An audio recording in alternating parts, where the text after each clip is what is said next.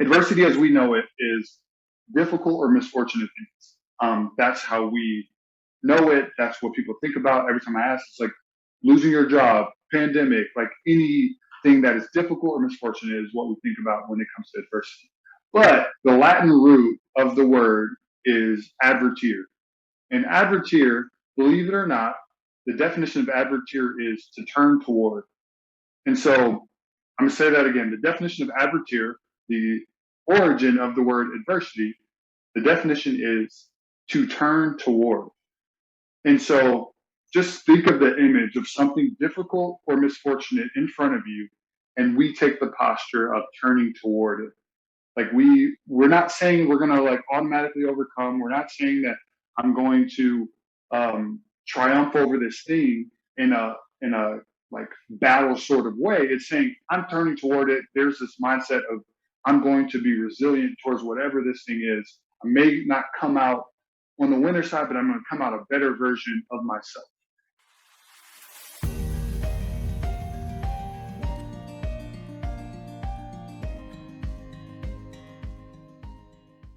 Hey guys, welcome back to another episode of Ask Me How I Know. I am so excited about the conversation that we're going to have because, as always, the pre-conversation with Gaelin has been amazing, and there is just going to be so much around mindset. So imagine if looking at a piece of cake or a big cake in front of you, and you just turn it a little bit and you see that there's more icing on the other side of the cake. That may or may not make you happier. So anyhow, let's shift our perspective a little bit today on mindset. But Gaelin, I just want to say thank you. You're traveling and I appreciate you coming, carving out time to have this conversation. Definitely. It's my privilege. I'm excited to be here and talk with you today. So. It's super cool. So, Gaelin, you and I were talking, and I said, hey, oh my gosh, you must have listened to my podcast, or we have a shared mindset, and that is this ripple effect that we have in the world on other lives. And I was Definitely like to dive into that conversation and that topic. Mm-hmm. Yeah, it's just so my background is I grew up in foster care and spent 10 years of my childhood in that space. And just as a child that's navigating the world and like navigating a world that's really meant for adults to navigate, right? Like have to, um, I have to know like what I'm gonna wear in the morning. I have to know what I'm gonna eat for lunch. I have to like I'm a part of conversations and having to think about things that children shouldn't have to think about. And I saw so many other kids that were in my situation as I was growing up not be able to navigate that because for whatever reason there was a difference between me and them. And they didn't have the mindset that I might have had. And so like now as I've moved into a space where I can be an advocate for people that I can be a voice for them, as I've moved there, I saw the value in adults or other people that have the correct mindset to use it to benefit those that are a little or a couple steps behind them.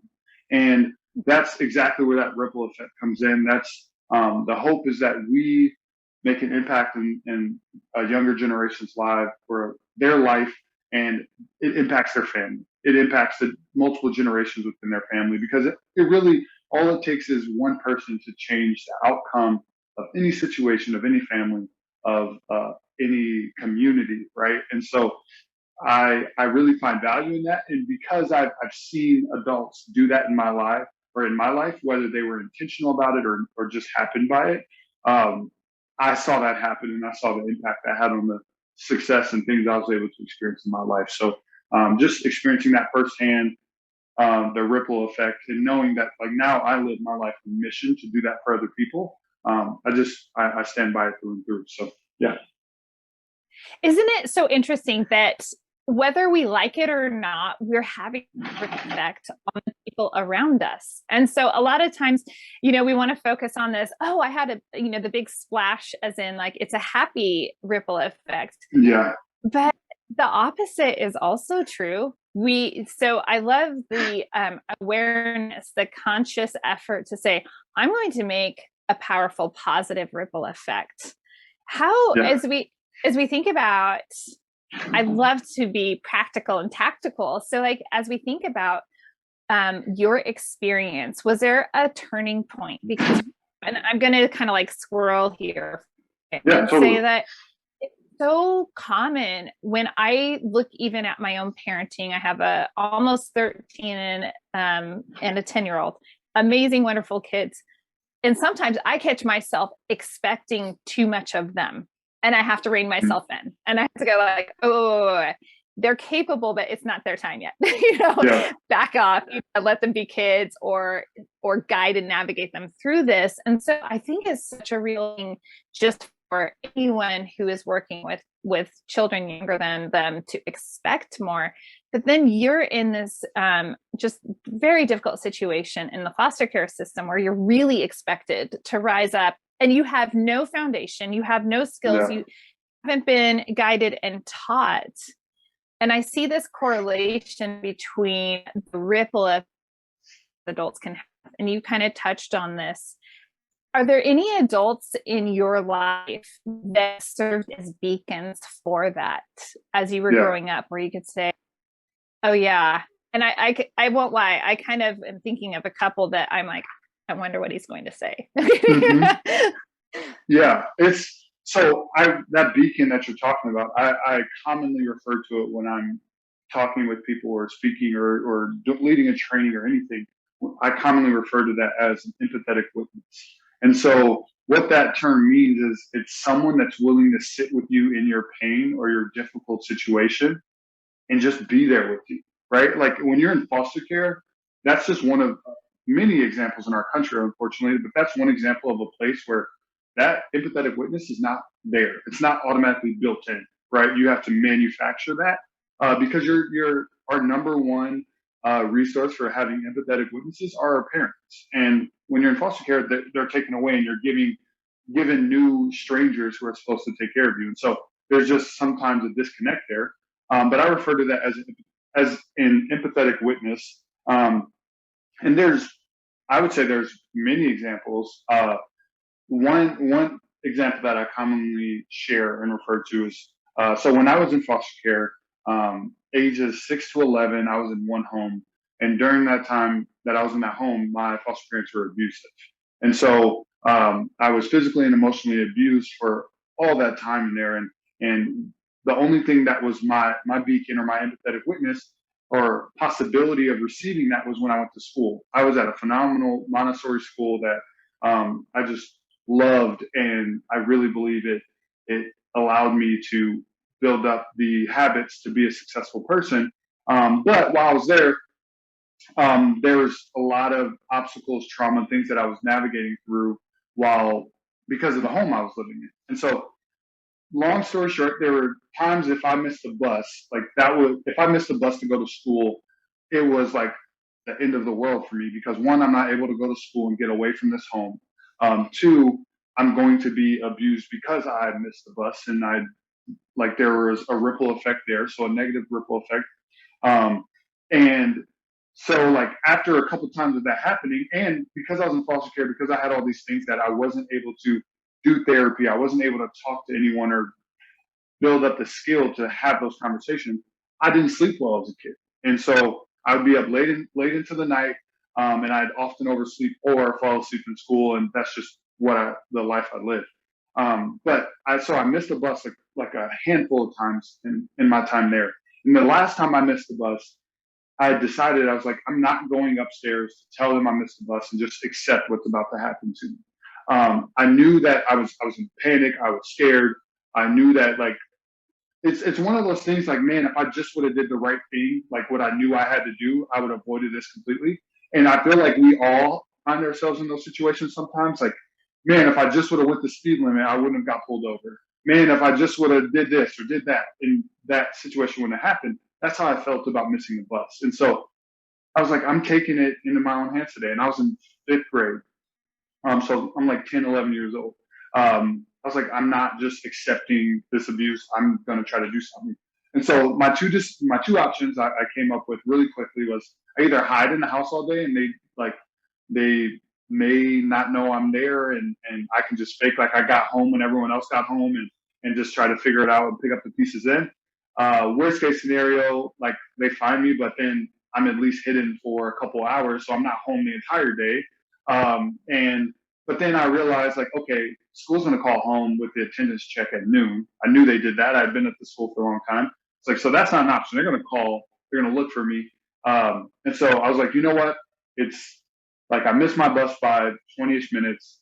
It was, I would say it's probably like eight. Yeah, it's probably like 8:15, 8:20, or something like that. And our class didn't start till 9. And so I was like, I'm gonna walk to school. I'm gonna leave and I'm gonna walk to school.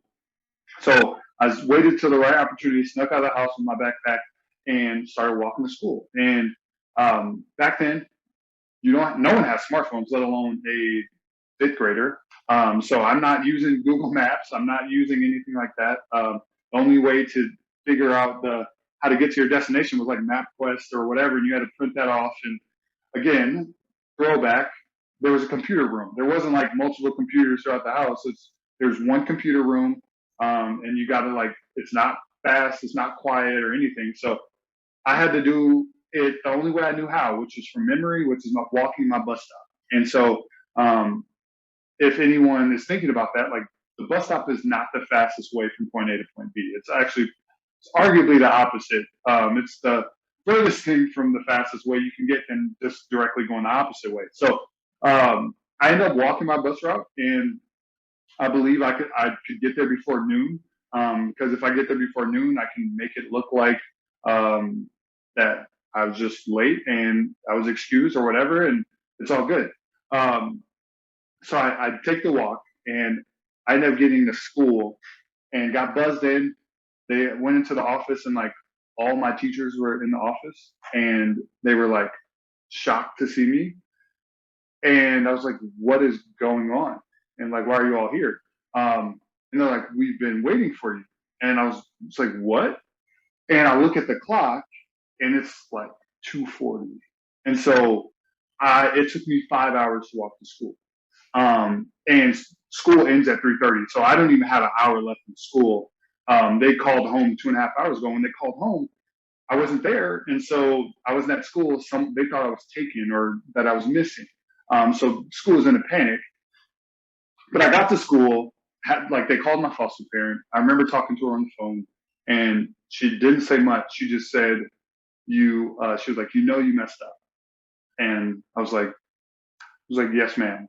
And I hung up, and like when I hung up, normally I had to make that phone call from home before. I've been in that situation before, getting in trouble in class or whatever, where you got to call home to talk to your parent. And every other time, like I remember it just destroyed me. But that time it didn't.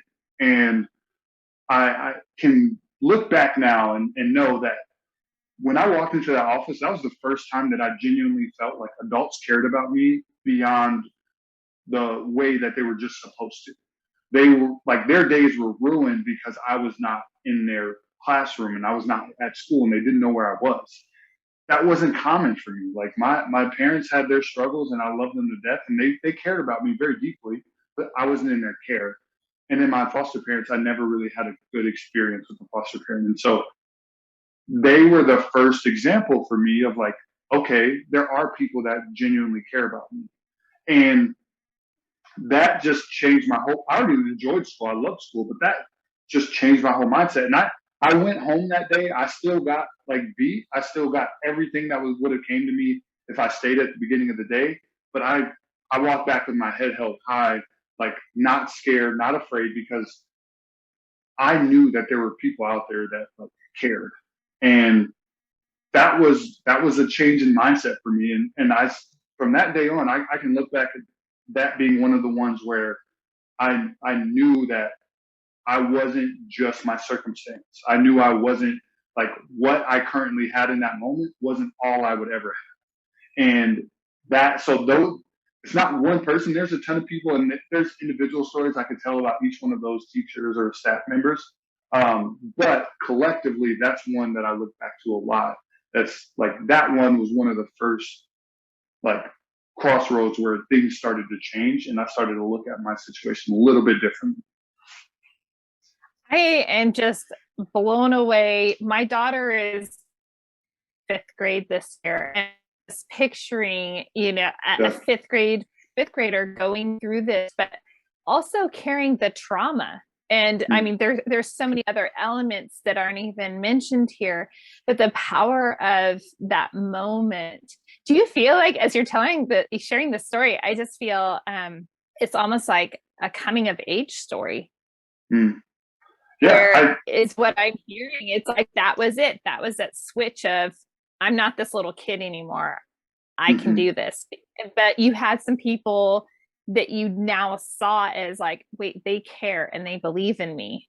Is that, am I hearing that? Right. Yeah, it's definitely one of them. I think it wasn't like life changed at that day, but it was a progression, right? Like everyone, and that's why like that ripple effect and what our role is so important, because we don't know what we're doing in that moment that is building on what other people may have done in the past. And so that was really one of the building blocks to that. And I had people later on in life that continue to build off of what those teachers did that day, but they have no idea who each other are. They've never met. They've never, like, they're in different states.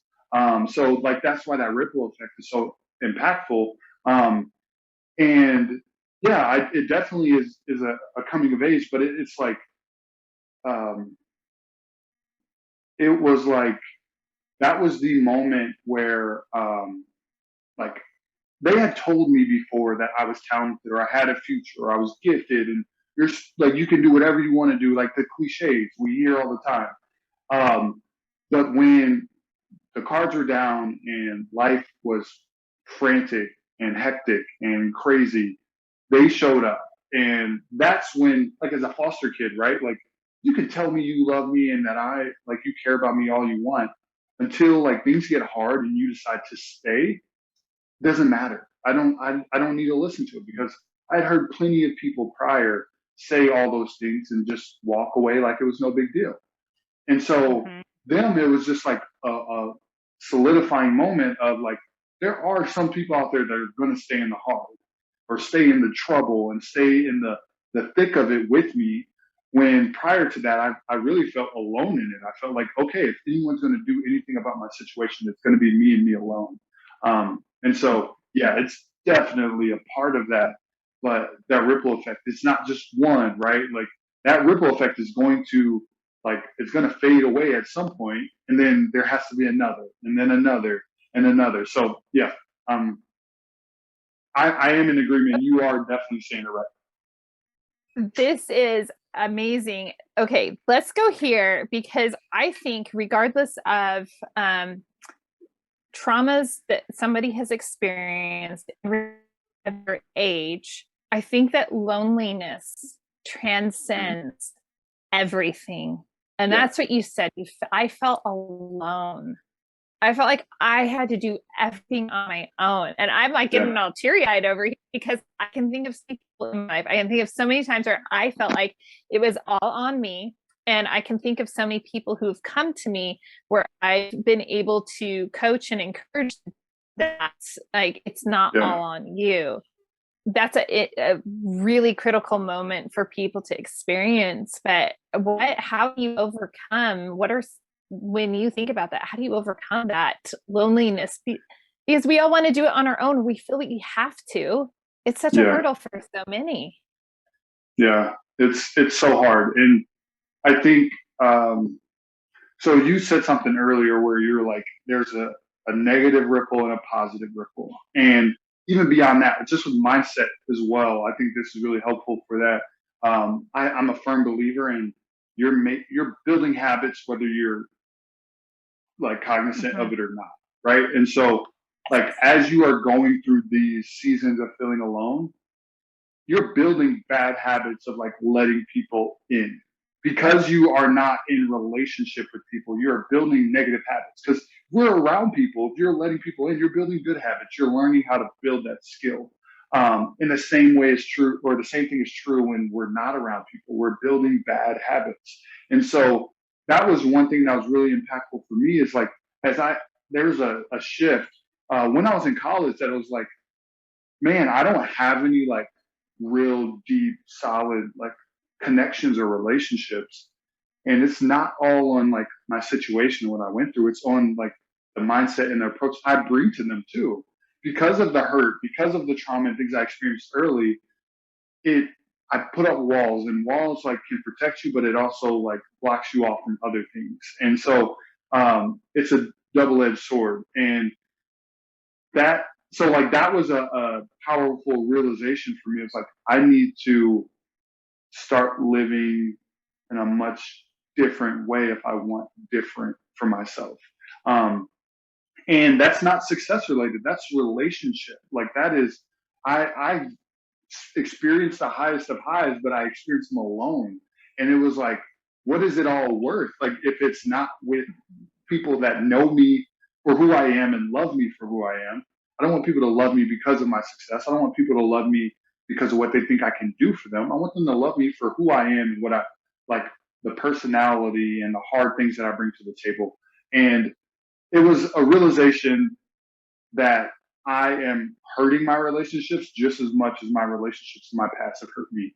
And like having to let that go and grow and be vulnerable was one of the hardest things I've ever had to do. And it's still a day-to-day process. And I feel moments where I'm like, I want to put those walls back up. I want that security, but I know that that's a lie, and that's not how we are supposed to operate as people, as humans. And so, um, yeah, I totally resonate with that, and I think our bad habits are like a bad fruit or a bad tree does not bear good fruit, right? So we have to uproot um, things that are we learn in times of stress or learn from bad things that have happened to us. Like there might be some good in like that you can take away as like a metaphor for other things, but that direct result of that bad thing, it's going to give you some bad fruit. And so you have to be able to identify that and keep and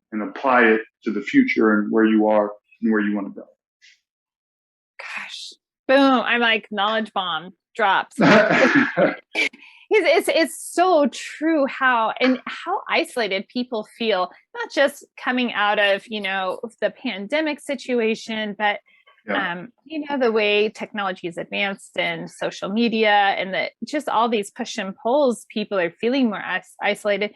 And I love that you have a very consistent message, Gaelin, of we're not victims, Mm. you know, Yeah. on. And really this whole conversation right here about loneliness and having meaningful connection really lends itself to, okay, we have experienced some things and there is this poison that could be growing into our life and it could produce some bad fruit, but we don't have to have that. We Mm-hmm. can choose to walk to school and spend 5 hours walking to school. We can Yeah. choose something different and create a different habit and break the old one. That Yeah. takes so much strength. Yeah, so like that's where I think again I'm gonna keep it is consistent. I'm gonna keep beating on it, but like that's where our mindset and how we impact other people is so important because there might be someone that's going through life that has the potential to truly be a victim, right? Like as a kid, I'm not gonna hold any kid accountable for them not having a family or them not having a home. It's up Mm-hmm. to us and the people that are in those children's lives that can pour in and try to help them rise above being a victim of their circumstances. And so never is it, and like there's always a tough nuance to it because there we are in an era where more victims are starting to feel encouraged to step up and say something, right? And so by no means are we blaming victims. It's we're blaming the people that are around them that are not willing to step in. And so that is the important piece because we all like the ability to overcome our circumstances may vary depending on the individual, their talents, their gifts. Like we're all uniquely made. I'm not the same as you, and your gifts are not the same as mine. And so, if we're all plugged into a similar situation, the outcome is going to be vastly different. And so, you eliminate the variable, or you eliminate the how the variety of outcomes when we attack problems together. when we pour into people who may be going through something difficult that we were able to overcome, but we support them, or we step in and become an empathetic witness, or whatever that may look like in your role. So definitely, no one has to be a victim, but we also have to take the approach that it is still my duty and my honor to, or my duty and my job to make sure that those around me don't become victims. And that, because there is no innocent bystander, there is no turn a blind eye to what your brother or sister is going through. Like, we see it. We've never been in a world that's been more visible or more upfront, and that's consistent across the board. Whether you want to talk about foster care, you want to talk about racial issues, you want to talk about gender issues, like any of it, that's across the board. We need to have an approach where I care, like I am my brother and sister's keeper. And with that approach, like, we eliminate the mindset of being a victim. Okay, I love this, and I'm going to throw myself under the bus. And I feel like this is something I noticed as I was, looking through your website. And Gaelin has an amazing website, and you're just getting the icing on the cake. So you need to go and check it out and just get more. And the link will be in the comments. But you have something that you refer to as courage to overreact.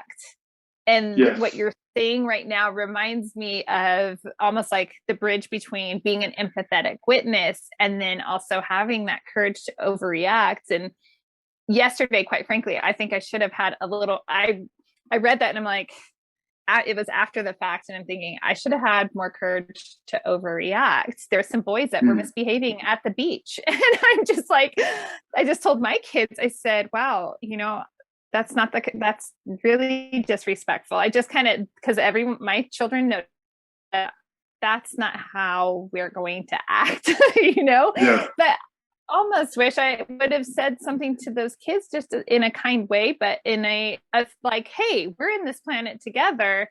This isn't okay. You got the swimming dock shut down, for peace sake. Come on, be respectful.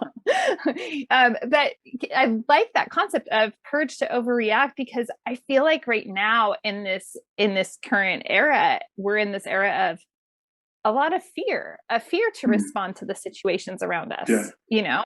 Oh, should I say something to them? How are their parents going to respond?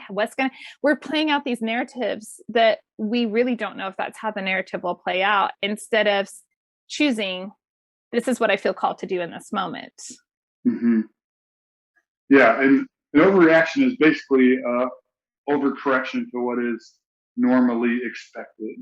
Right. And so what that term and how I like to use it is, we need to have the courage to go beyond what is acceptable or what is expected of us as we are in relationship with other people, right? And so for me, like, I went as my story of going through foster care, like, to me, I knew when this, like, action or me acting out in this way, or intentionally being difficult in this way, would lead to me moving to another home, right? So there was this clear boundary and guideline of, like, this action would lead to this reaction from the people that were in charge of my life.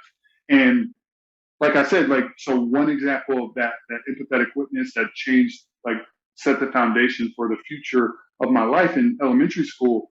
Same thing happened in high school when I started to live with my high school football coach when my dad got taken away from me, and his family had the courage to overreact. So all the times that I would have previously been moved to a new home, or people would have given up on me, they had the courage to just love and care for me and welcome me into their family, and stick through the hard again. And so that's what that courage is. Like, have the courage to love and love freely, and care deeply for other people, and receive love and receive care deeply. Like, that takes courage, because everyone wants to stick to the status quo, or stay buttoned up, or not be too overexcited or over ambitious about certain things. But, like, have the courage to overreact.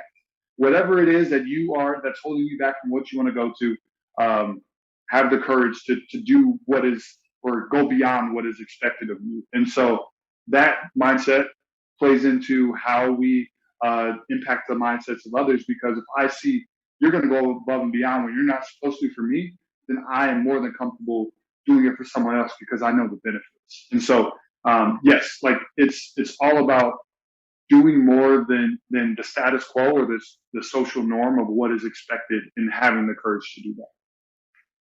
I love the positive ripple effect that this has when we overreact Definitely. in ways that might appear counterintuitive to culture, might be countercultural in a sense of, no, Yeah. you know what, you're having a hard time and you're struggling, and maybe that's coming out in ways that make life difficult, but I'm going to love you through this.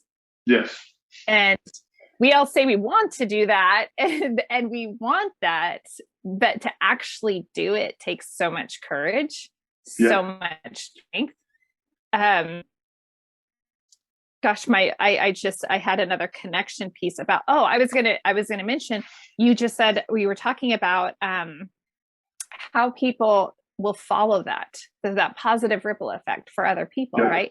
And this is so true. And I think we underrate our influence on other people. So for example, everyone knows who listens, like I mountain bike on Wednesday nights. I'm like sold out on mountain biking, and I go to these crazy places in the wilderness.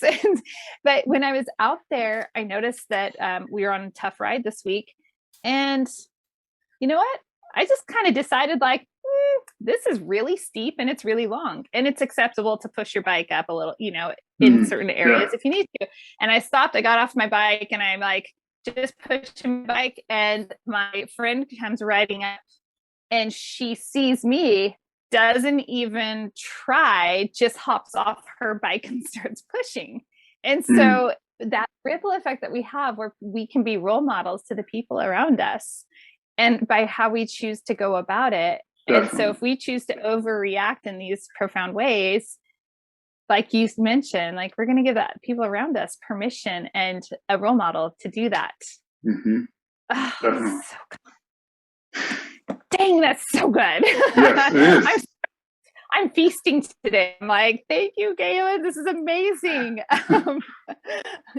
I'm curious, when you think about, I think that it's really courageous to be able to interact with one's trauma. I think it takes a lot of courage. And I think more people have dismissed levels of trauma that they've experienced in their life, because it's easy to say, well, I wasn't in the foster care system. I wasn't this. And I know that there's a psychological term for that. Like, say, well, these people, they have it so much worse than me. I'm okay. And so a lot of people will dismiss the trauma that they have and never heal from it or never engage it. And that can hold us back in all parts of our life. Like, how is it that you, I just think it's amazing that you're able to interact and engage with the trauma you experienced and to leverage it for such profound good. Yeah. How does somebody get to a point like that? So, yeah, I think one thing I intentionally do is I want everyone to embrace their story, right? Like that it's so easy, because I have like a hard pass for people to like feel overwhelmed or intimidated by the things that I've experienced and belittle their experience. And that's never the intention. If anything, it's like should be encouraged. Like I'm trying to encourage you. Like if you feel like my story is way harder than yours, then by all means you should be more than capable of doing similar things to what I did, or what you want to do. Like I'm trying to use it to encourage people. But one thing that I think was helpful in me doing that is represented in those a couple of the stories that I've shared. But I've now like spent time like trying to simplify that into something to share with other people. And I really think it's your question is perfectly answered with this acronym that I've come up with called CARE. Call it the CARE acronym. And it's perfect, right? Like the word care. But the C in CARE is compassion. So compassion is not simply empathy. It's not like feeling sorrow or sadness for someone else's experience. It's taking those emotions that you feel and letting those drive you into action, right? So when people are like feel empathy for what you're going through or sympathy and are moved to action, that is powerful. That changes perspective about what we're going through. Um, when we can be compassionate, and then the A is being authentic. If you're able to be authentic to who you are, like, so if my teachers were not authentic to the role that they could play in my life, then they would have done way more like that or harm than good, because they would have promised things they couldn't deliver on, which a lot of foster parents and other people did. But they were authentic to their role. They knew like this is how we can care for Galen, and this is how we can make him feel seen and speak life into him. Like these are the ways we can do it in our role. Everyone's not meant to like was not meant to be my parent that I came in contact with. I didn't hold everyone to that standard. It wasn't like you, hey, you need to adopt me because I like you.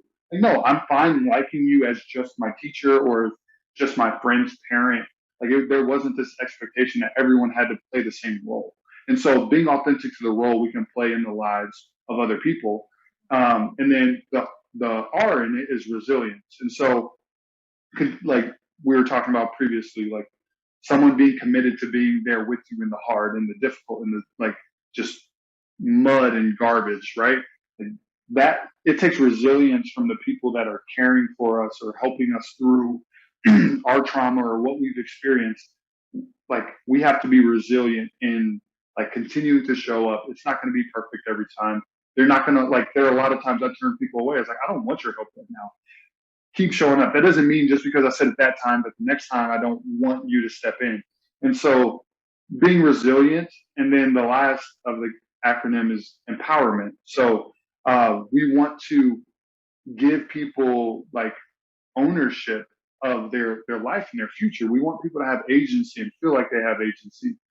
We don't like it doesn't really help if I like you care for me, but I never get the keys to my own like car again to be in the driver's seat of my life. Like so, we have to continue to give people opportunities to learn and grow and overcome those same things that might be holding them back. So for me, that was all represented in different people in my childhood. Um, and so I like talk about that, and that's the mindset I really try to encourage people, specifically who work with youth, but in general, to live with that mindset, live with those four values with people who have their own trauma, everyone has their own trauma and their own story. No one like no one goes throughout life without experiencing something traumatic. I don't care who you are. And so that when we can care for and love people in that way, I think we encourage people to like see their trauma for what it is, see that it doesn't define who they are, and no longer allow that to be an obstacle or an anchor or anything that's holding them back from who they can be or who they should be. Oh my gosh. I love care. I saw it on your website and I didn't dig in as deep. Like hearing you explain it, it's like, wow. And you can go to Galen's website, galinspeaks.com, and you can sign up and get more information on that. And that is so just absolutely powerful, because I always think, what if we all did that? What if we all lived like that? What kind of world would this be? And those positive ripple effects would just radiate out. It just blows my mind when I think, about the choices that we make. And we have a choice. We can choose to kind of go that care route, or we can choose to go into those they're usually comfortable places, but they're negative and destructive. And to retrain and program ourselves to go into this positive, healthy way of responding to the world. Wow. Yeah. And it doesn't eliminate our individualism, right? Like it's empowering us to be individuals and empowering us to be who we are. I just know like it's easy for people to think like, yeah, if we did that, like everyone would be the same or whatever. Like, no, it's going to, like, I don't have to agree with the person that I'm having compassion for. We don't have to have the same values. We don't have to have the same moral code. Like I'm good. I do not pick and choose when I apply those principles, because then if you pick and choose, you're not applying them, because there's going to come a time where you're going to move the line, and it's going to be way more exclusive than inclusive. And so the standard is the standard, and it it just removes the confusion, because there are plenty of people, especially there's so many things. I was talking to someone about this yesterday. You can become upset or divisive about anything at any moment, every single day. I can go on Twitter after this and like find something that I'm upset about and start typing back to them. But like, we don't have to, like, because we disagree or have a different point of view or a different experience or background does not mean that we can't care for those people, that we can't empower them, that we can't be authentic to who we are in the way that we care for them. And so it's just, I would love for more people to, like, it doesn't even have to be the acronym, right? Like, just live by certain values that are inclusive to people that we like, that we don't like, that we know, that we don't know, and the world will be such a better place. And it's a lot easier said than done. But that's why I'm out talking. That's why I want to have conversation. That's why I lead workshops. That's why I do all that stuff, to be a part of the solution. And we all have a role that we can play in that solution. Oh, I love that. And what a great segue, because we do have to wrap up. I'm looking at the time thinking like, bummer, I want to talk more. Mm-hmm. But, if you're listening to this, there's so much in this. You probably need to listen to it again. But Gaelin is a public speaker. He inspires and motivates. And what I loved about how you phrased it on your website was, you want to use your story to help serve other people in their narratives. Like, it's not just, oh, well, that's him up on the stage or something. It's, okay, wait, that's how he did that. And now I can apply that into my life, and I can make the changes that I want to see in my life. And I absolutely love that. Gaelin, when you think about ways that you would like people to connect with you, what is the number one best way? If you want to have a direct conversation, my email, GaelinSpeaks@gmail.com, is probably the easiest way. I check that every day. But I love to engage with people on Facebook. I have a Facebook page, Gaelin Speaks. I have obviously my own Facebook profile, and I use Instagram quite a bit. So any of those, I would love to engage with people and have dialogue. And I'm always on a journey to learn and hear other people's stories in ways that we can make a difference. And so any of those would be a good option.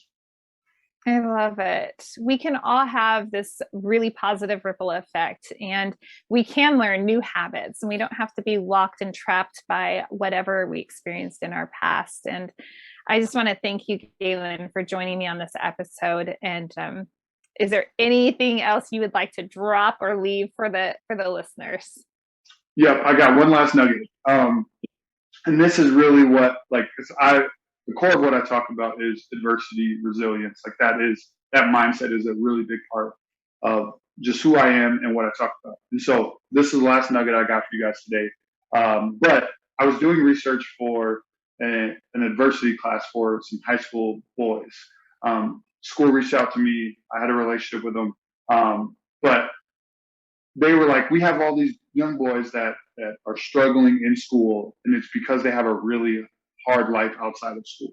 And we had conversations. I had volunteered there a couple of times, and they knew my story, and like, mine was kind of the opposite. Like, I had a really hard life outside of school, and so I took the approach of like, I'm gonna kill it in school because it's so much better and different than when I go home. And they just had a different mindset, which, again, not blaming them. So I was doing research and trying to figure out how can we create a small curriculum for them, and dialogue about like how they can take control of their future and have agency, empower them, care acronym. Like, that was kind of the birthing point of that. But the nugget I want to talk about is I started to do research on the origin of the word adversity. And adversity, as we know it, is difficult or misfortunate things. That's how we know it. That's what people think about every time I ask. It's like losing your job, pandemic, like anything that is difficult or misfortunate is what we think about when it comes to adversity. But the Latin root of the word is advertere. And advertere believe it or not, the definition of advertier is to turn toward. And so I'm going to say that again. The definition of advertier, the origin of the word adversity, the definition is to turn toward. And so just think of the image of something difficult or misfortunate in front of you, and we take the posture of turning toward it. Like we're not saying we're gonna like automatically overcome. We're not saying that I'm going to triumph over this thing in a like battle sort of way. It's saying I'm turning toward it. There's this mindset of I'm going to be resilient towards whatever this thing is. I may not come out on the winner side, but I'm going to come out a better version of myself. And so that idea or that definition was transformational for me, because if we can get more people to see the hard things or the difficult or misfortunate things in their life as something to turn toward instead of something to shy away from or avoid or just get through, we are all giving ourselves the potential to become who we were meant to be. And that's what adversity is. It's an opportunity to refine ourselves and become more or a better version of who we are and who we want to be. So that's the last nugget. That's the core of my message and everything I talk about. Thank you so much for having me and allowing me to spend some time with you and your audience. It's amazing. So amazing. I just appreciate it so much. I'm going to leave the listeners with one other item, and that is, and we didn't speak about this, but I would encourage, when I was a public school educator at the elementary level, especially in this small town where I currently live, we had a lack of foster homes, and we had a high need for it. And it's not for everybody. So I'm not saying everybody go out and get licensed or anything like that. But you know what? People have, if it's on your heart and it's within you and you feel it keeps coming, like all those things that we try to bury, your inner purpose and inner callings are in you, and they're going to keep coming up trying to get out. So if you are feeling that way towards showing compassion or care in any way in your community, but especially, like, I'm going to just highlight, the foster care system, like there is a huge need for people who can approach it through a care mentality. And I would highly encourage you to look into that. And it would be, as you were talking about, what do we call it? Courage to overreact. You're going to have to do a lot of overreacting because there are a lot of hurdles and everything. So lots of opportunities to grow resilience and everything. But I just want to encourage people to look into that if that's something on your heart. But if it's not on your heart, don't do it. Yeah, definitely not. You got to be authentic to your role. That's right. Thank you for listening. I would love to hear, drop comments. Let us know wherever you're listening to this. Let us know what served you well in this episode. Give a shout out to Gaelin over on the social platforms to let him know, wow, I heard you. And I really appreciate that. Let him know what stood out to you, and definitely take time to reach out. Until next time, please go find your freedom. Thanks so much for joining me for another episode of Ask Me How I Know. This episode was brought to you by 3 Keys Investments. They are dedicated to helping people like you, you, my awesome listeners, develop passive income and legacy wealth through multifamily investing. Feel free to check out their website, 3keysinvestments.com, to see if there is an offering that will help your portfolio grow and meet all of your needs.